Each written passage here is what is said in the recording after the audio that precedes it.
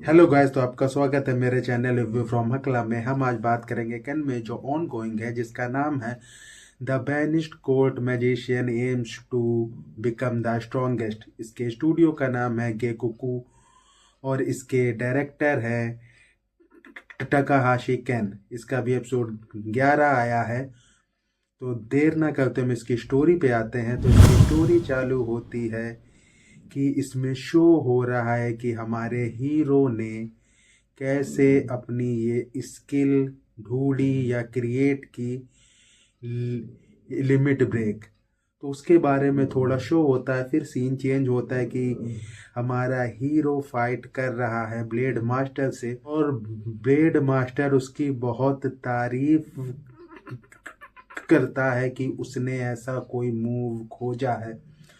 दोनों की फाइट चालू होती है और हीरो अपने पांचों टाइप के मैजिक यूज करता है। फिर विंड मैजिक यूज करता है, जिससे ब्लेड मास्टर को चोट लग जाती है। और सीन फिर चेंज होता है गिल्ड मास्टर की ओर, जो अब ब्लेड मास्टर के बारे में बोल रहे हैं कि वो इतना ताकतवर क्यों है और उसकी क्या स्किल है। और फिर सीन चेंज होता है और शो होता है ब्लेड मास्टर अब अपनी फुल पावर यूज करने के लिए रेडी है। और जब वो अपनी फुल पावर यूज करता है, हीरो बस उसको डॉज कर रहा होता है या ब्लॉक कर रहा होता है। फिर वो जो हमारी एक दूसरी स्वॉर्ड मास्टर है ओलिविया, वो कहती है हम इसे ऐसे नहीं हरा पाएंगे। इसलिए उन लोग एक प्लान फॉलो करने का फैसला लेते हैं, जिसमें ये शो होता है कि ग्रासिया मैजिक यूज करेगी, मैजिक ईटर, जिससे कोई मैजिक यूज कर ना पाए। और फिर दोनों स्वॉर्ड से फाइट कर रहे होते, तभी बीच में आती है स्वॉर्ड मास्टर ओलिविया और ब्लेड मास्टर पे अटैक करके उसे फिर से एक चोट देती है। पर ब्लेड मास्टर को उससे कोई फर्क नहीं पड़ रहा होता है। और उसमें शो होता है कि हीरो कहता है मेरे पास ज़्यादा टाइम नहीं है, सिर्फ 10 सेकेंड है। और ब्लेड मास्टर काउंट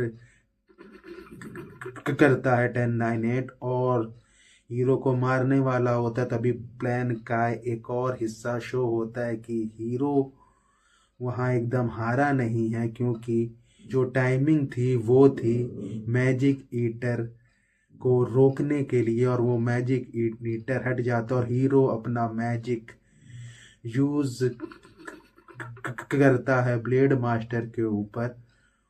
उसके बाद भी ब्लेड मास्टर उतनी जल्दी हार नहीं रहा होता है। और लास्ट में शो होता है कि प्लान असल में क्या था।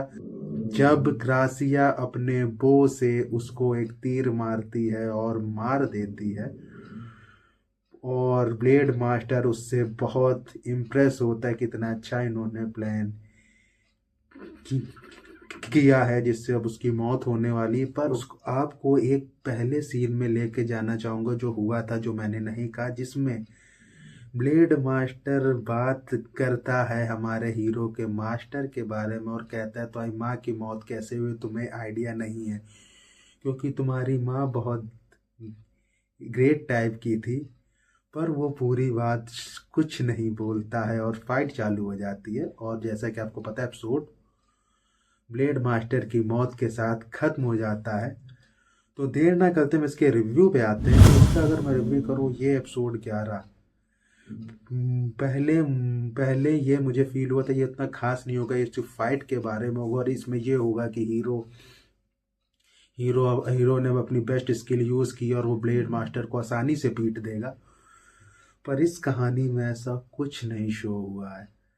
इस कहानी में जो शो हुआ है कि चाहे हीरो जीनियस है, हीरो एक ऐसी स्किल जानता है जो दुनिया में सिर्फ वही यूज कर पाता है, उसके बाद भी ब्लेड मास्टर की जो हाई स्किल शो ही है जो होनी चाहिए, वो बहुत ही बेस्ट फील होती कि यार जो सामने वाला होना चाहिए हीरो के सामने ऐसा ही होना चाहिए कि हीरो की बेस्ट स्किल भी उसको हरा ना पाए। और इसमें जो सबसे अच्छी चीज रखी है, चाहे ये अभी पावरफुल हो गया तब भी ब्लेड मास्टर को हरा नहीं पा रहा और इन्होंने एक टीम का प्लान क्रिएट किया है। और ये प्लान कहीं भी आपको समझ नहीं आता कि चाहते क्या है इस प्लान से, आखिर लास्ट अटैक क्या होगा।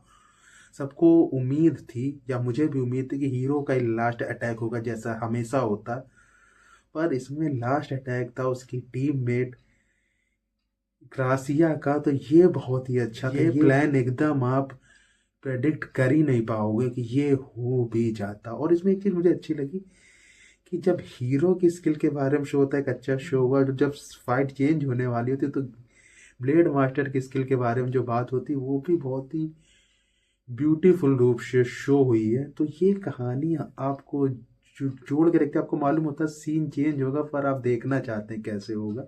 ये एकदम ही इंटरेस्टिंग था। और कहानी में जो एक डाला है उसके हीरो के टीचर के और माँ के बारे में, पर कुछ भी नहीं बोलता है ब्लेड मास्टर कि असल में क्या हुआ। इससे पता चलता है कि सीजन 2 में जो आएगा उसमें इसकी माँ और इसके टीचर के बारे में होने के चांस हैं, क्योंकि जैसे कहानी लेकिन सीजन 2 आने के फुल चांस है।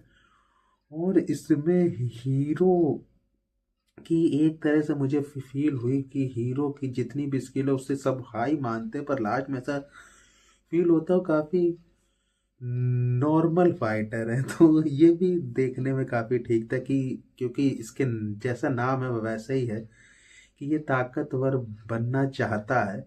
जब ये एनिमे चालू हुई थी तो ऐसा शो होता है हीरो बहुत बड़ा जीनियस है, हीरो कोई नहीं हरा पाता, पर लास्ट तक आते आते जो हम देखना चाहते थे कि हीरो चाहे अपनी पूरी पावर यूज कर लेता पर ब्लेड मास्टर से जीत नहीं पाता, तो ये ऐसे सीन किसी भी ड्रामा को और ही बेहतर रूप देते हैं।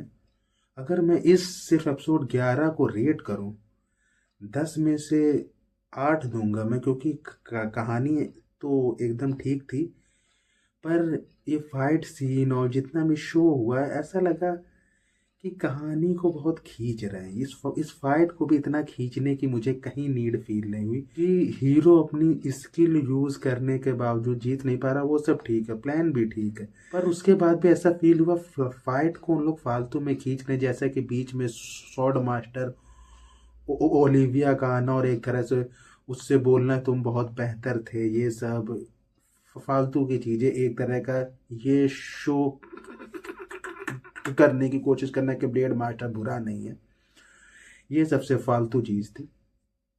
अगर देखा जाए तो इस एपिसोड को 8 या 7 देना चाहिए, क्योंकि फाइट सीन अच्छे थे, हर चीज़ प्लानिंग अच्छी थी, पर उसके बाद भी थोड़ा बोरिंग फील हुआ। तो हम ये रिव्यू इसी के साथ ख़त्म करते हैं। Bye bye.